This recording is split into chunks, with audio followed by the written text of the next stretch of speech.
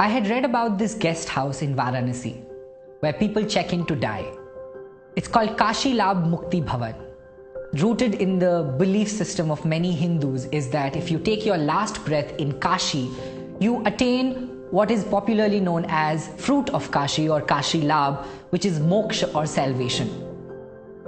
Now the interesting fact is that you're only allowed 2 weeks to stay in and die.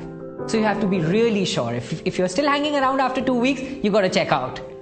So I was really curious and fascinated to understand what would those people have learned who have not only accepted death as a reality, but are rather anticipating it with the timer on. So I went to Varanasi, spent a week in the guest house and interviewed people who had checked in. Phenomenal, their life lessons were really thought-provoking. So in the same environment, I met Mr. Bhairav Nath Shukla, who has been the manager of Mukti Bhavan for last 44 years. He has seen more than 12,000 deaths. So I asked him, what have you learned after seeing both life and death at such close quarters? He shared with me 12 life lessons, of which I wrote a blog post, and it's read and shared by millions of people across the world and became highly popular.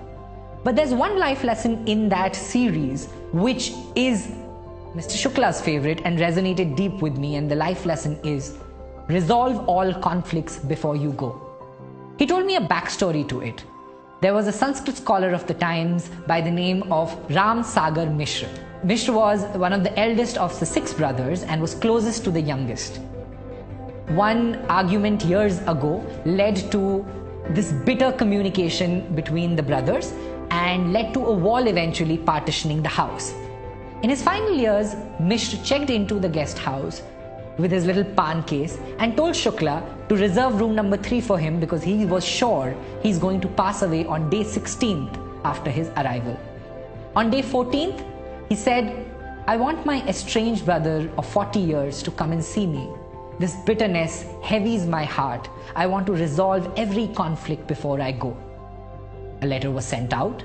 On 16th day, the brother arrived and Mishra held his hand and asked him to bring down the wall dividing the house. He asked for his brother's forgiveness. Both brothers wept, and mid-sentence, Mishra stopped speaking. His face became calm and he was gone in a moment.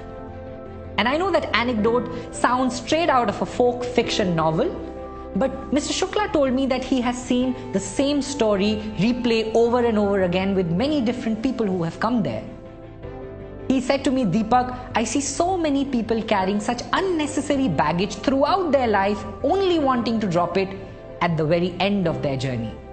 The trick, he said, however, lies in not having any conflict, but resolving every conflict as soon as you have it.